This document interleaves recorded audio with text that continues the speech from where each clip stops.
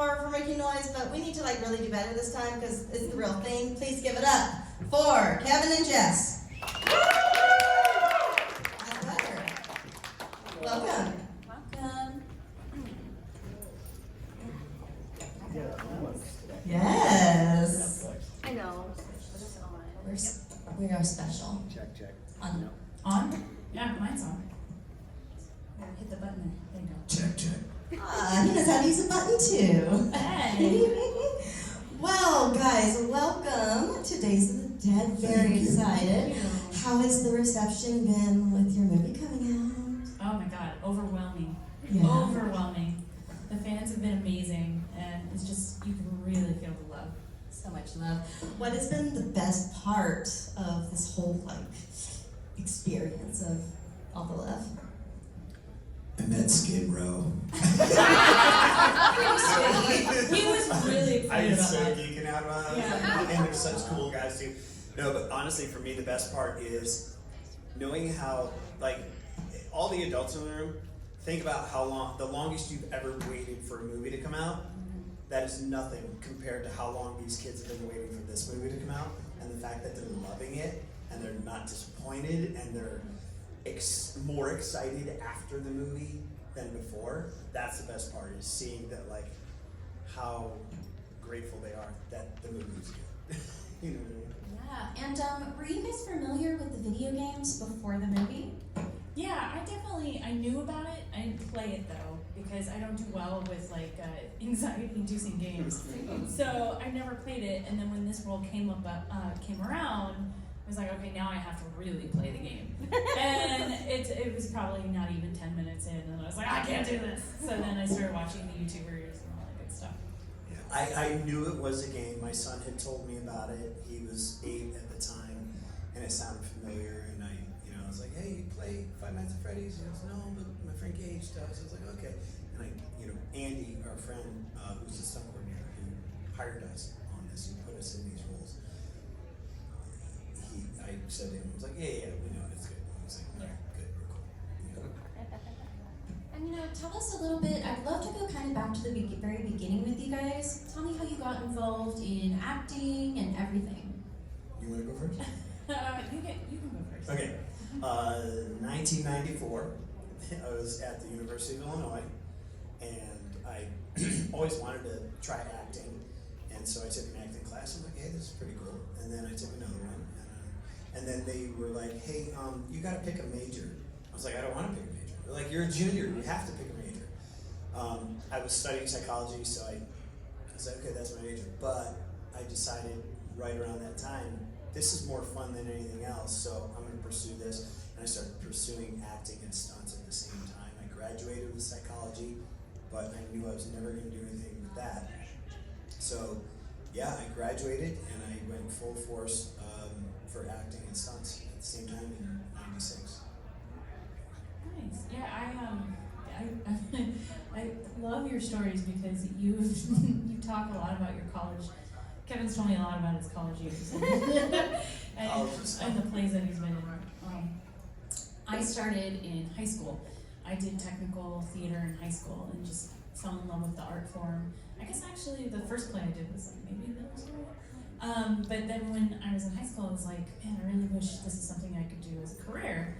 And at the time, I didn't, it was kind of a dream. I didn't realize that I could. And I ended up going to school for audio engineering for live productions. Not necessarily tech theater, but just, live concerts was my goal. And from there, I kept getting jobs on film and television, and I was like, oh wait, this is feasible. I can do this. So yeah. Now, Jess, you worked as a production assistant a lot on everything from talk shows to movies and TV. What's the difference between those things? So when I worked at CNN, I was a broadcast engineer, not a production assistant. Okay. And then I was a production assistant, executive assistant on America's Most Wanted, and then production assistant on a lot of films in New Orleans. It's very different. Production, it's production assistants is kind of the bottom of the line. It's the starting roles, but you do learn a lot, and you learn film etiquette and all that great stuff. And you know, I don't mind doing those roles because the role needs to get done. And if a friend of mine comes to me and says, "Hey, we need a production assistant. Do you mind doing it?" And I will do it. I don't mind at all. So I was, you know, when I worked at RLTV, I was in the engineering department as well. So it's very different. Being a broadcast engineer is very different than working in the film industry. You know, I would fix broken equipment around DC. My base was CNN in DC, and You're so handy. yeah, we had these things called red phones, where literally you could pick it up and it would broadcast to all of the locations: the Pentagon, the White House, our studios in DC, in Atlanta. All that stuff. That was primarily what I focused on. I helped build the studio at CNN and what you see today Wow. in DC. That I had a hand in that, as well as the server rooms and the control rooms as well. So we really want to know about the suits. Tell us about what the suits were like. What was that process like for you guys? The short answer is the suits were hot and sweaty. I had a feeling. When the heads went on, Yes. it was bad. Luckily, we were on a soundstage that was very well air conditioned. Yeah. So the good thing is we were comfortable, and then the heads go on, and it's like, all right, you know, I would say, welcome to the suck, you know, which was the tagline for Jarhead.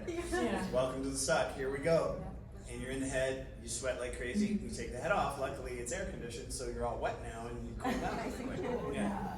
Yeah. It was like putting the suit on itself, not just the head, but the suit. I think of like a good snow, like when you go skiing and you're in that snowsuit, Yeah. where it's like a little awkward. The walking is not quite normal, but a little awkward. Right. And toasty.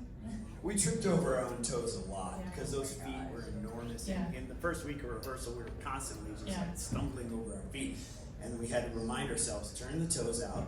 Yeah. You know, Going upstairs was hard. going upstairs, we had to go backwards. Yeah. Oh no. Yeah. It was only 4 stairs. We never had to like A walk. full flight of 10 It'd stairs. be great. I would love to see like go to a mall Yeah. and be on an escalator, Escalator? just Yeah. hanging out backwards on the Yeah. escalators. Maybe. Yeah. We were like. Yeah. Yeah.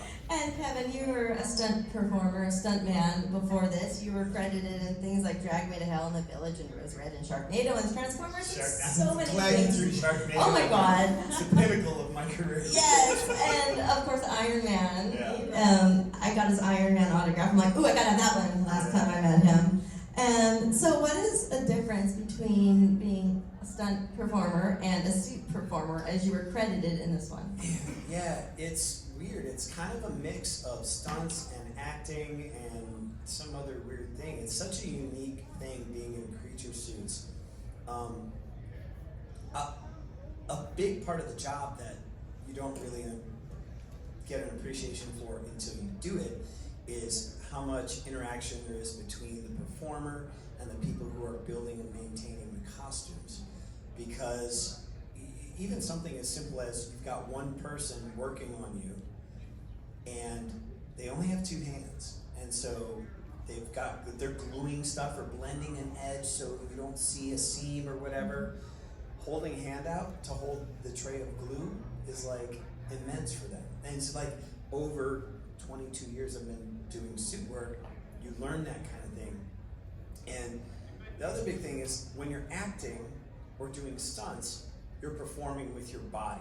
You know, just through living, what your emotions look like from the outside. When you put on a new suit, you have no idea what your emotions look like from the outside. It's not like acting with your body or doing stunts with your body. It's like driving a vehicle. And that vehicle just happens to fit you more tightly than a car or a truck.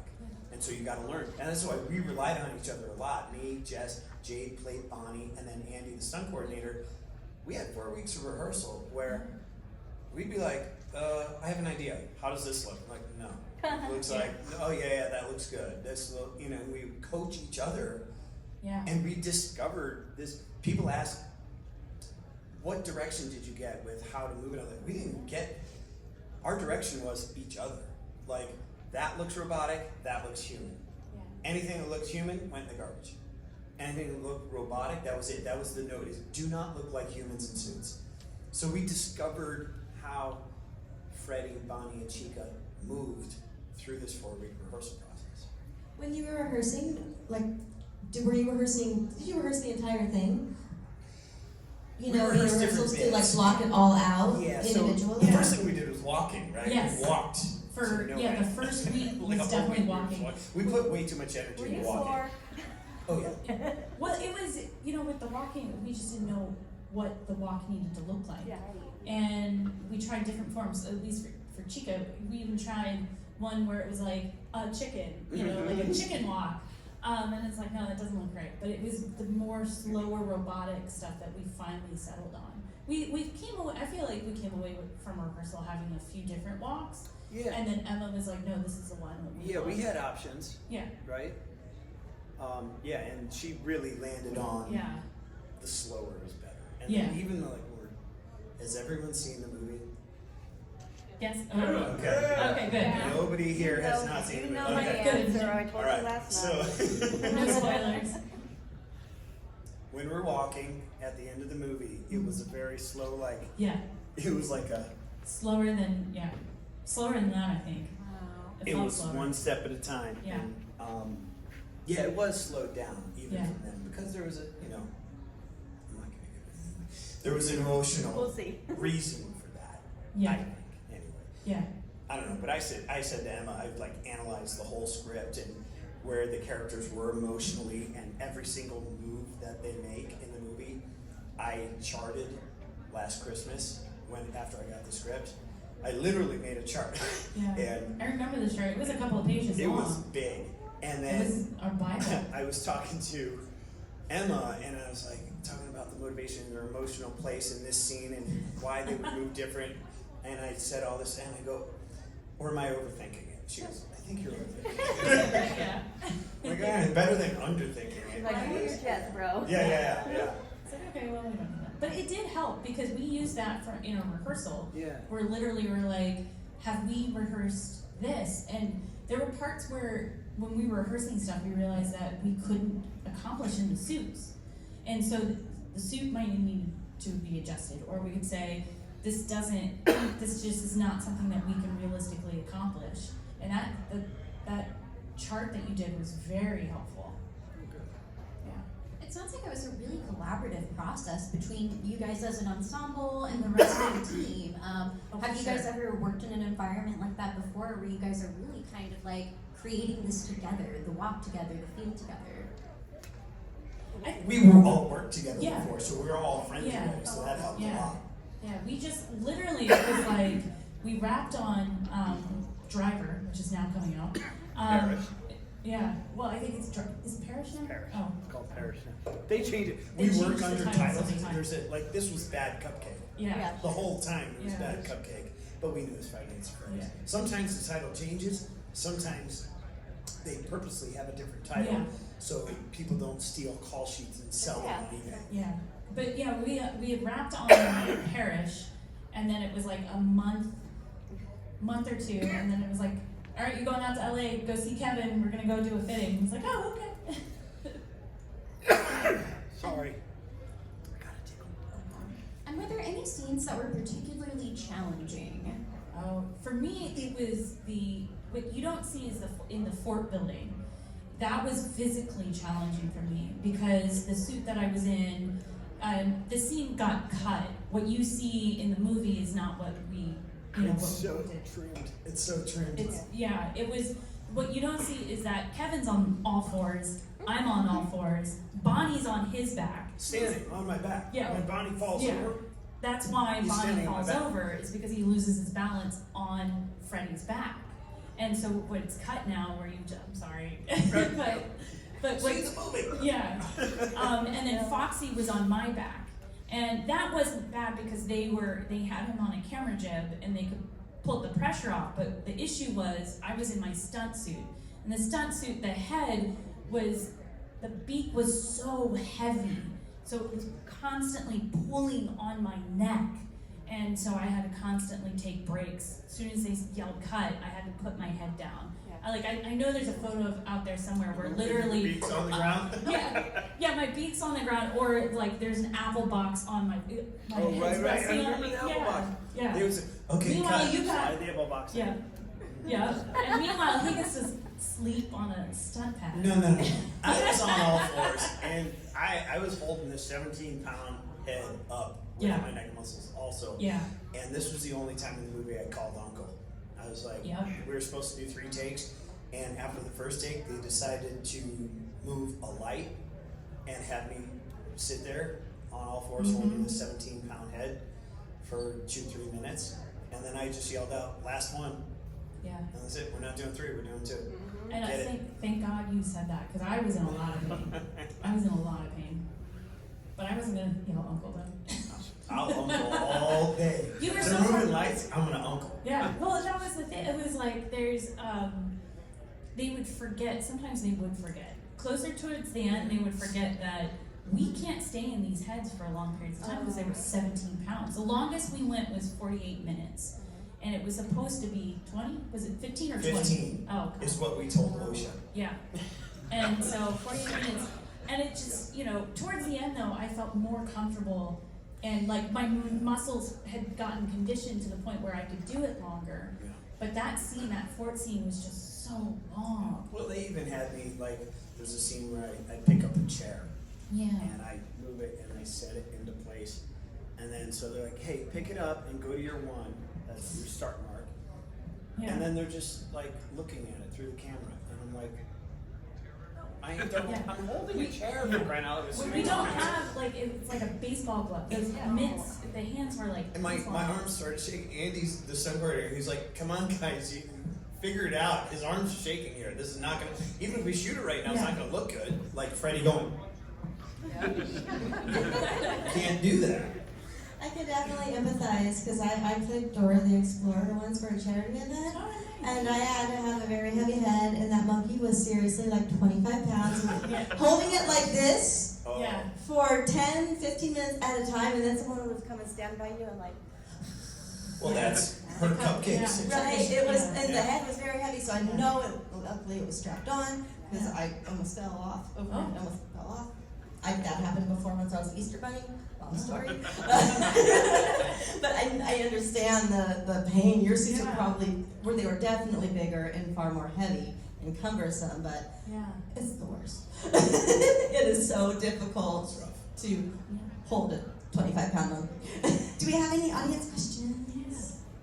So I wanted to ask about the suits, how they the eyes would pose and all that. Was that done by you guys puppeteering? Was that done with someone else? Yeah, that was done by the Jim Henson puppeteer team. So the animatronic parts that they controlled were our facial features and the ears. Like I had feathers, he had ears, Bonnie had ears. How do you guys time that? They would watch us. We had no control over that. We couldn't would see do anything. what we were directed to do, all our motions, and they had monitors in front of them. So they're watching us, and they know what's supposed to happen in the scene, and they would work off their direction and what we were doing. So the scene where Mike meets the animatronics for the first time, and I kind of beeline towards him and do this. I was on the plane coming here, I was downloading the stills. I was looking through all the still photos. And the eyebrows, just the eyebrows tilting in, changed the whole thing. And so they're watching it and they're doing a performance. They're acting with their thumbs on a remote control. Like, as they're watching our movements. Yeah, they're very skillful. I mean, that's what they do for a living. Yes, they're They are, and it just, watching them, I can hear them moving in between. Yeah. And then my beak would be like. And Bonnie's ears were so big, Yeah. his head be like getting Yeah. jerked sideways. Poor Jade, yeah. He's like, can you please calm down on the ears? He's like, can you warn me at least? Yeah. It was really torquing his head around. Yeah, poor Jade, yeah. Yeah. Because those ears were heavy. His head actually, we had these skull caps that were not molded to our skulls, somebody's skulls, who knows? Yeah. And his was like, so the whole head was mounted to that. We'd strap it down real tight, and then it was Velcro on the outside, and they'd put the head on the Velcro, and sometimes we'd have to shift it. It's like, no, it's a little cockeyed. Something was pressing on a nerve in his head, and there were times where his skull went numb, and he was like, I can't feel my head, guys. I was like, Jay, are you okay? He's like, no. No, I didn't hear it. He wouldn't say no. Yeah, He was would like, not call uncle. I'll call Yeah. uncle. Yeah. He was I silent. go, Jade, you okay? Jade? Heads off. Like, I didn't hear a response, so I know he's not okay. Yeah. He was, trying to be in He's his trying happy to place. power through. Yeah. He's a circus guy, that's what they do. Yep. Show what's going on. Yeah, exactly. But he won't say he's not okay. He won't say, like, he would literally rather not speak than say, I'm not okay, I need a break. Yeah. And I knew that about him already. That's why I'm like, okay, if he's not answering, then we're done. He's not okay. He's not okay. And then he came up to me and was Yeah. yeah. Any other audience questions? What was it like working with Foxy? Was like that just an entirely different puppet, not manned by anybody, or? Yeah. So Foxy was a full puppet. If you remember what he looks like, he's, there's no way that somebody could actually physically be inside Foxy. And the way that Foxy worked was the Jim Henson puppeteers had him attached to what was called a camera jib. And that would raise and lower him, moves forward. His feet were controlled by two separate puppeteers, one on the right with a stick, one on the left with a stick. Same thing with his hands, different puppeteers, and then there was a puppeteer controlling his facial features. So it was a full team. I saw another question right there, young lady. Yeah, you. Yes. Yes. Did Mr. Cupcake have a soul? We get that question a lot. And I don't know the lore enough to answer that, and I didn't ask Scott. That is definitely a Scott question. We should make a list of questions Yeah. for Scott when we get back to movie 2. Yeah. Yeah. Because that is something I would like to know, because I love the cupcake. He was my favorite, and I miss him so much. We would hang out a lot on set, and now he's not around. He's in Universal. He might be on his way to Scott's house too. Oh, that's true. He's living a happy life. Yeah. He's doing all right. Yeah, he's doing quite fine. He's getting fed well. Yeah. All the human flesh he can eat. All the faces he wants. Was there any other audience questions? Were there any scenes in particular where you found it difficult to act robotic enough and you were acting too human? There was some stuff that took some figuring out. So like changing directions was hard. We even played with things like, okay, if we're facing here and we gotta go that way, is there a thing where we go Yeah. and then Like a that little just looked waddle. too goofy. So what I ended up doing is when I would land, since they're a lot of times they weren't seeing my feet. So I would land like this, prepping for my next move. Nice first position there, sir. Thank you very much. This really hurts. and then when it's time to move, I go, and then all of a sudden I'm in motion. So it didn't have this awkward thing. But that's the kind of thing we figured out through rehearsal, and then even in shooting, it's like you do a take and go, oh, that felt like crap. How do we fix this? And then you just, you set up. Understanding what the camera's seeing, understanding what your next move is, what your previous move is. But even in the scene where Mike meets us for the first time, I was in first position. It's hard enough to stand still with your feet forward. When you're in first position, in a creature costume, and your head is 17 pounds, trying not to move like this is a bear. So, yeah, it was. Did you intend that one? Yeah. But yeah, that was rough. Did you ever fall in that position? Because it's No, very hard to find your but balance. wobbling is bad enough. Yeah. Wobbling kills it. Yeah. And when you wobble, you just hope. I hope they're cutting to something else at this Yeah. point. You know what I mean? I hope they're on mic right now. Yeah. I mean, he's the star of the movie, so they should be. They'll work around in it. Yeah, exactly. There's magic. Yeah. Right? Yeah. I saw a question way in the back. Yes. Yeah, I was wondering, not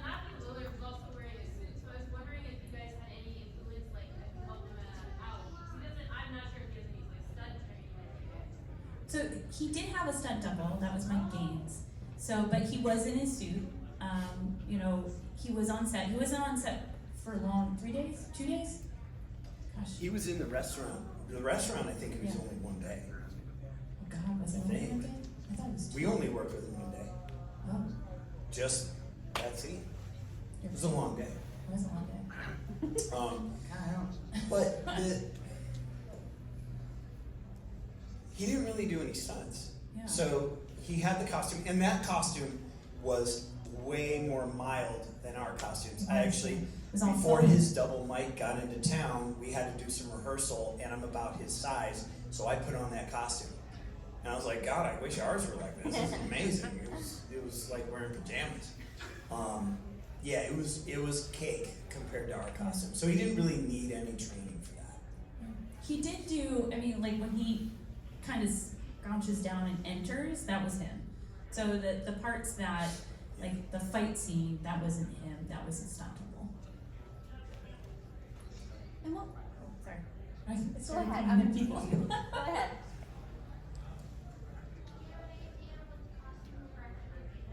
Yeah, they were made out of foam. So the base of the costume from the neck down was all foam. And we actually had tennis shoes in our shoes. And then the heads were made out of fiberglass, and the servos, the animatronic parts, and you know all that were inside the head. Go ahead.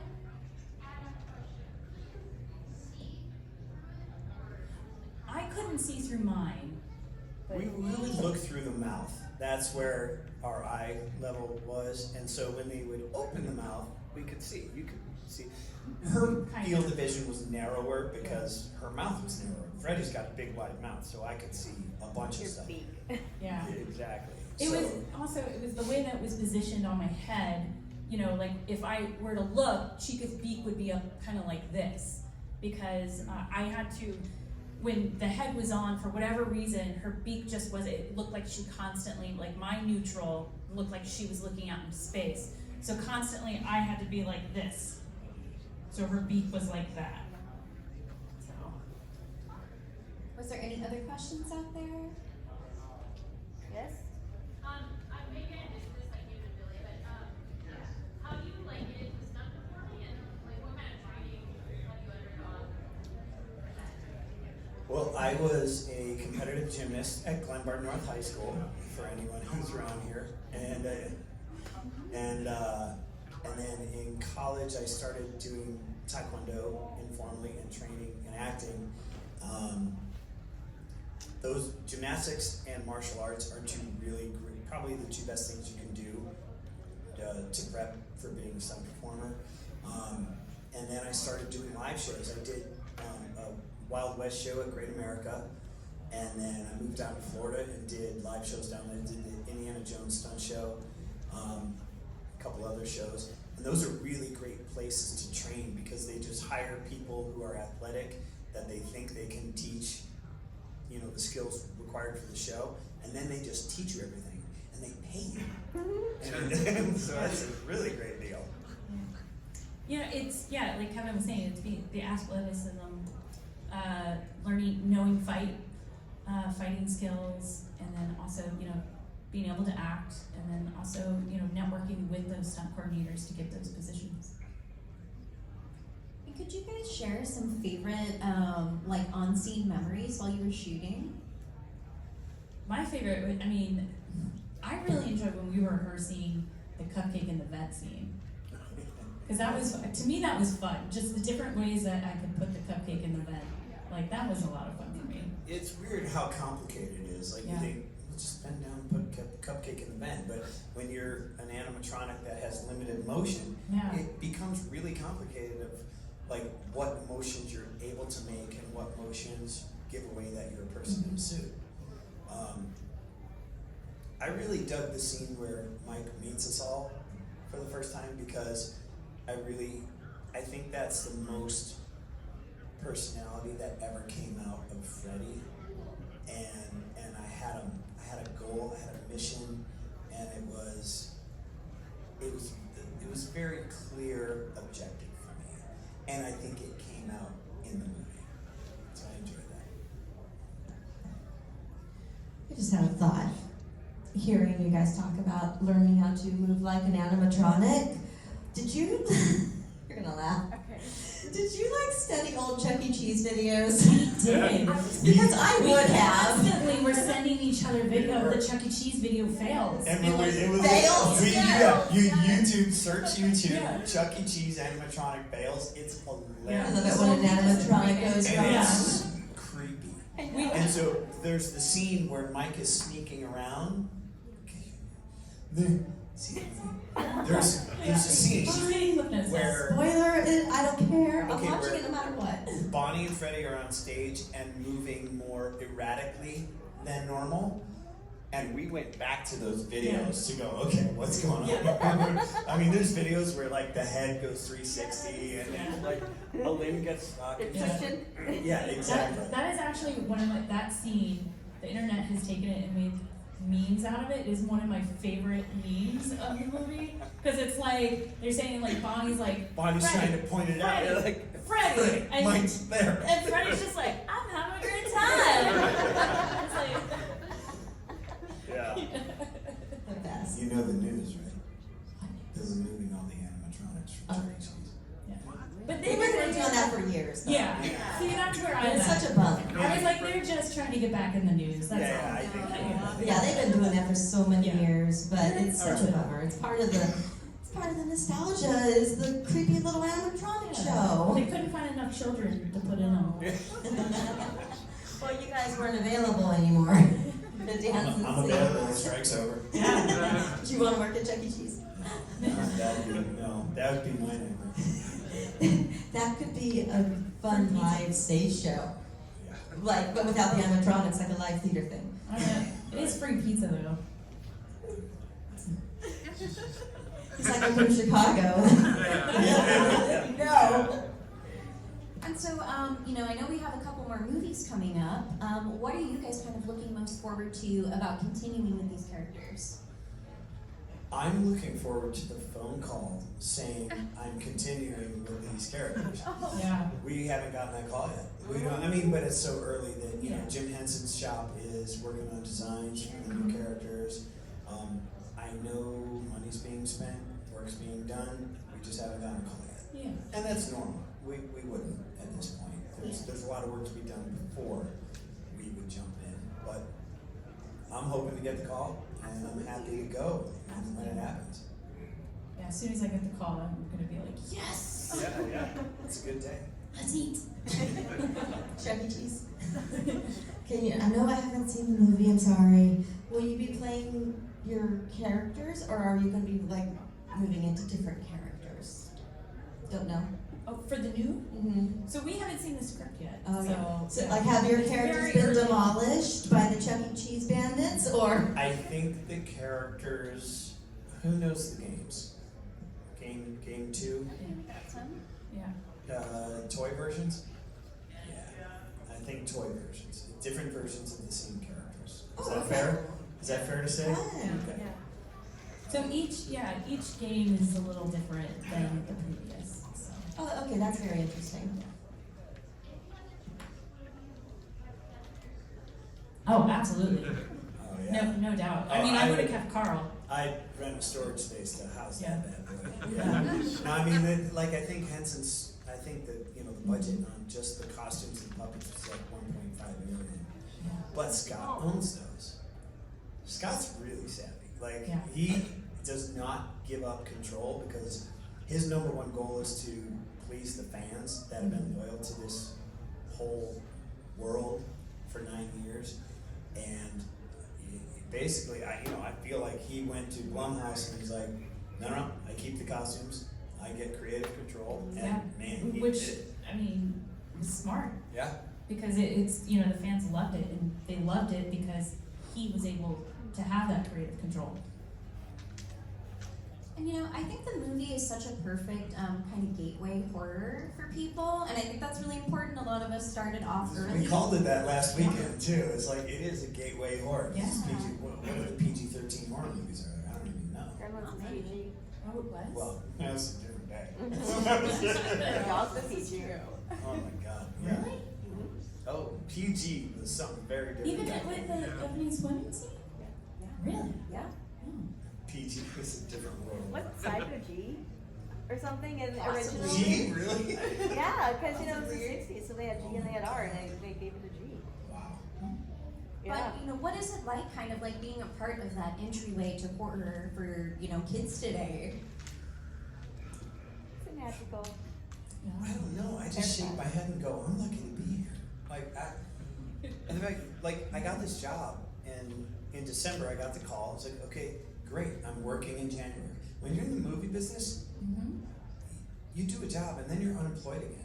You don't know where your next paycheck's coming from. So knowing I had a bunch of work in the new year was great.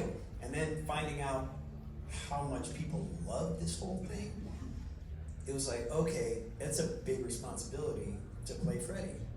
I gotta do it justice. I have to do everything I can to make this thing as good as it can be. And then seeing leading up before the movie opened, how excited fans were for it was, it made me nervous a little bit. I don't know if the movie's gonna be good. And then the fact that people love the movie, I don't even know how to explain it. I'm just shaking my head going, lucky to be here. I'm gonna do what I can, the best I can, and as long as this train is moving, I wanna be on it. Do you guys have any memories from the premiere? So there wasn't, because of the strike, there wasn't That's a right. premiere. Yeah. I wasn't sure where that fell. I couldn't remember. Yeah, that was part of the strike, no premieres. We need another premiere. Yeah. We saw it the day everybody else saw it. Yeah, we saw it again. in We saw public it theaters. October 26th. Yep. You saw it at Spooky Empire. Well, yeah, so Yeah. she was in New Orleans still, and that's where we shot the movie, so they had a cast crew screening, Oh, okay. and their movie got out halfway through Yeah. us watching the movie. So I'm getting a call from the stunt coordinator in the middle of the movie watching it in Orlando, and me and my family and Jade, who played Bonnie, his family was there, and a bunch of friends, because we all did live shows in Orlando, so we had a big party afterwards. So it was 20 people in the theater all together, and me and Jade are sitting there cringing at each other at what we did that was painful that they cut out of the movie. Yeah. I'm like, oh god, that was on all fours. But it was we didn't see it any sooner than anybody else did. So. And what were kind of your first thoughts when you saw it all come together? I was like, oh, it's here. It's here. I can finally talk about it. Kind of. Not really. Yeah, I could dance around talking about it, but yeah. Yeah, a lot of it's when you know what went in. Me and Jade are sitting there, we're seeing what's on the cutting room floor. So there was some disappointment with that stuff. But hearing the reaction from the audience in the theater we were in, we're like, oh, home run.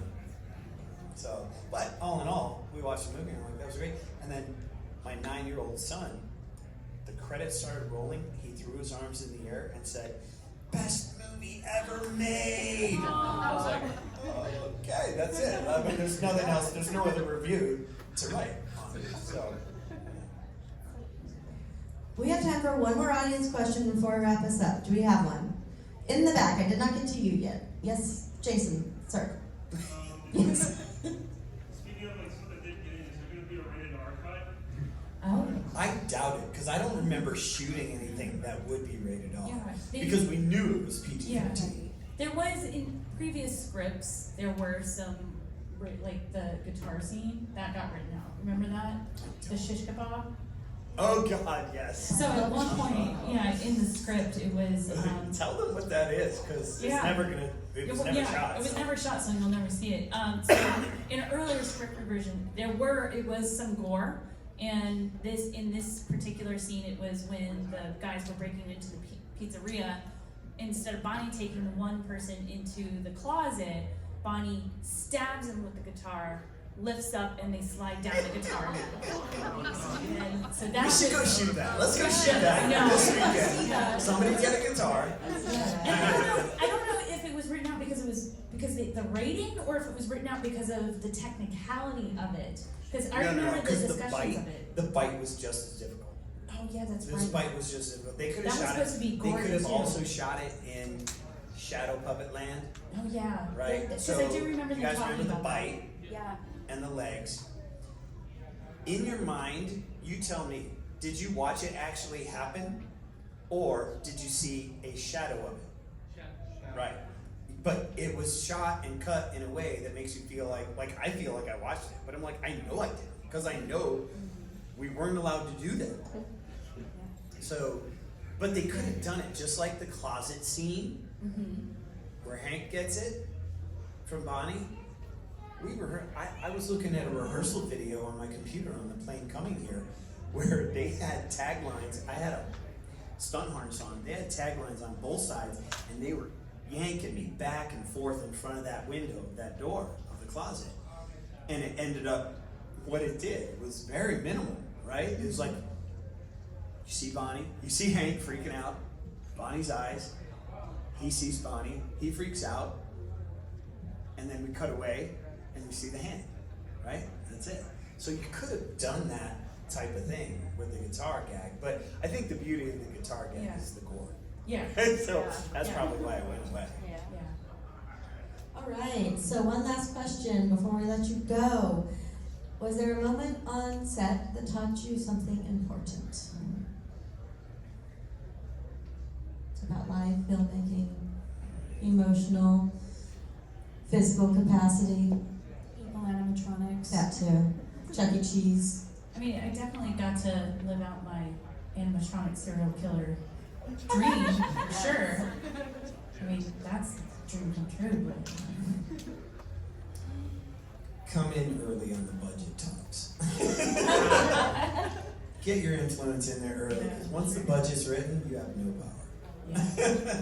Get in there early. And even Andy said, he goes, for movie 2, I'm going to call you first when I'm writing the budget. yeah. Don't write the budget without me. Well, it's hard because what happens is the script breakdown is that the stunt coordinator, and this goes for any department head, is they read the script and they go, okay, for this, and this is what it's in my head, this is how we can accomplish it, this is what the budget I think it needs. But sometimes it's like once you actually get to that gag, it's like it's more in depth than you originally had scaled for. And sometimes they want bigger, and then you gotta change the budget to match that as well. All right, that's all the time we got. Thank you guys very much. Give it up. Thank you so much.